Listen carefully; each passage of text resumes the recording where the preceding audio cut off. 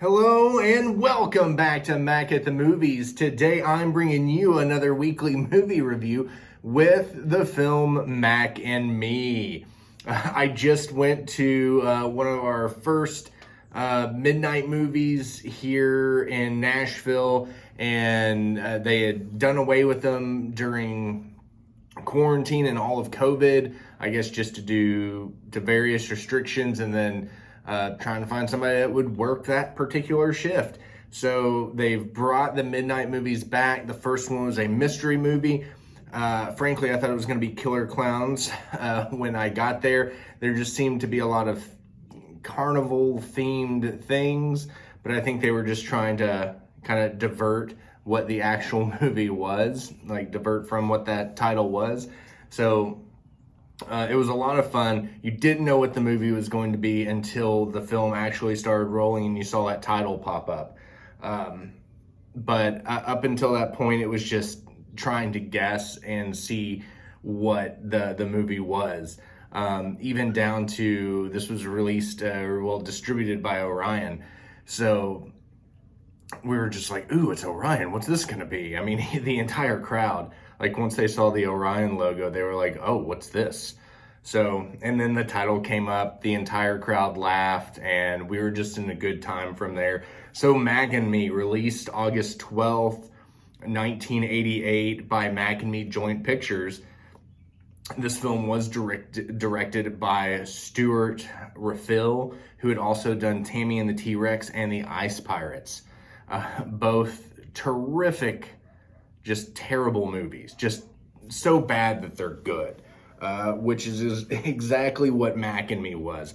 It was a lot of fun. It was so bad, but in all those good ways.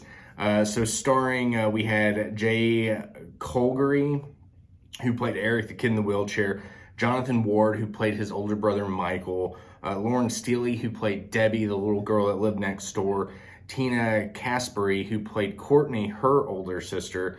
We have Christine Ebersole, who plays Janet, the mom of Eric and Michael. And then we have Danny Cooksey, who played just the character Jack Jr. Very, very small role. But it was like, oh, when you see him, you're like, oh, that's that redheaded guy that's in like so many things, but you don't know his name. He was in like Terminator 2, Salute Your Shorts. He was the voice of Stoop Kid from Hey Arnold. And he's been in a number of other things, but you never really know who he is. You just know him. You've heard his voice. You've seen him in 1,000 things. But basically, this movie starts out on this distant planet. I don't think it labeled what planet it was. I think it's just assumed a distant planet. I think your mind kind of goes to Mars, possibly. But this like craft lands on the planet and starts scooping up like samples of the dirt around it and rocks. And the aliens come over, Mac and Mac's family come over, and they kind of help the thing put rocks into the tray and whatnot. And all of a sudden, Mac gets a little too close to some little vacuum duster and gets sucked into the rover craft. And then the rest of the family goes over there and they get sucked into, well, the craft gets back to Earth. And while on Earth, they're pulling out all the different samples, things like that. And they notice that there's a weight displacement that wasn't there beforehand, even though they've removed all the samples. They're like, well, it's still off. And then that's when they start going through things. And then Mac and his family get projected from this hovercraft. Like, I guess they put the vacuum on reverse and they get pushed back out. Nobody there knows what to do. This is supposed to be like an official facility. Nobody knows what to do. And this family of aliens just walks right out. No one stops them. No one tries to stop them. They just walk right out. And so the rest of the movie is, it's basically Mac gets separated from his family during all the commotion. Mac finds he finds the kid Eric and Michael and their friend Debbie and all that, and they try to help bring the family back together. Meanwhile, it's the most anticlimactic like space agency alien chase you've probably ever seen. Like E.T., they come in like spacesuits and they close off the house and quarantine the whole block, and like they come in there and it's a big to-do. This one, it's like a couple of agents driving around in an old Buick or something like that, just trying to find this alien. Meanwhile, the alien's like dressed up in a bear suit at a McDonald's birthday party, and it's just so much goofy, fun stuff. Like this movie, like the aliens can only communicate through whistles and like hand signals, things like that. There's so much just silly goofiness going on throughout this entire movie. It's so much fun. The entire film is basically a product placement for McDonald's and Coca-Cola. The entire movie, if you see a can of Coke, it's always logo out. Even if they pick it up and it goes away from the logo, the next scene comes back, boom, logo. Everything is just one big product placement in this movie.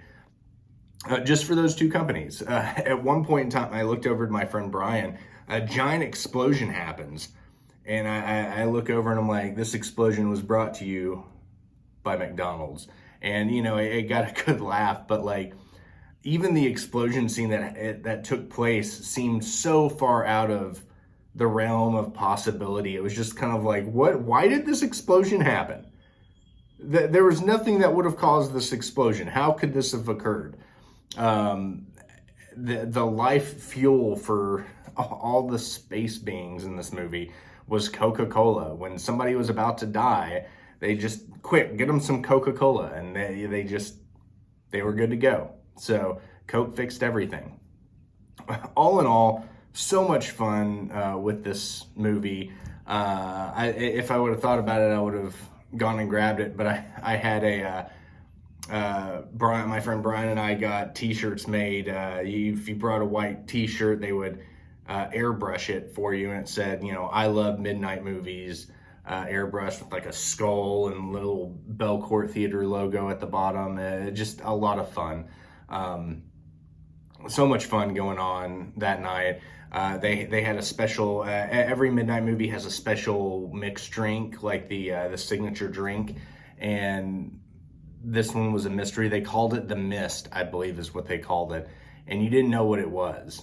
They weren't going to tell you what it was or what was necessarily in it. They were very secretive when they were mixing it, so you couldn't just see it and get any guesses. Before the movie, they had all sorts of, like, before any midnight movie, they always have just like fun clips that they find, like unique, weird clips that's lurking somewhere on the internet or on some VHS tape at the bottom of a box somewhere. And they find them, they compile them, and it just adds to the fun. And it kind of gives hints, it guesses. It usually involves the movie that you're about to watch in some way, shape, or form. But yeah, it was just, nobody could have guessed it. And then they introduced all the upcoming midnight movies, which I bought tickets for all four that they announced because they're all great movies, all that I want to see on the big screen. I've seen one on the big screen once before, but I'm glad to be able to see it again. Yeah, a lot of fun altogether. The movie itself, I think, had a lot to do with how I'm going to score this one, with like crowd participation and the fun of it. I think if I were to just watch it on my own, just at home, I think I would be less apt to enjoy it as much. But I'm trying to be fair with how I would think of it watching it home alone and watching it there in the group of people. So I'm going to give it 3 stars out of 5. I definitely say check it out. It's so much fun, you know, especially with a group of people that you can kind of banter back and forth with on this one. But definitely check it out if you haven't seen it. If you have seen it, jot down in the comments below what you thought of the movie, especially that ending. That ending kind of threw me off a little bit, and it made for one heck of a laugh. But it was, yeah, just such a goofy movie. It was like the Great Value E.T. It was a Great Value brand E.T. It was so just silly. And instead of Reese's Pieces, they had Skittles. It's just, yeah, so much fun, so much fun. Definitely check it out if you haven't already. Comments below if you've seen this movie and what you thought about it. If you haven't seen the movie and you want to see it, jot down in the comments below. And yeah, so as always, thank you for stopping by. Always be good to one another, and I'll see you next time. Bye.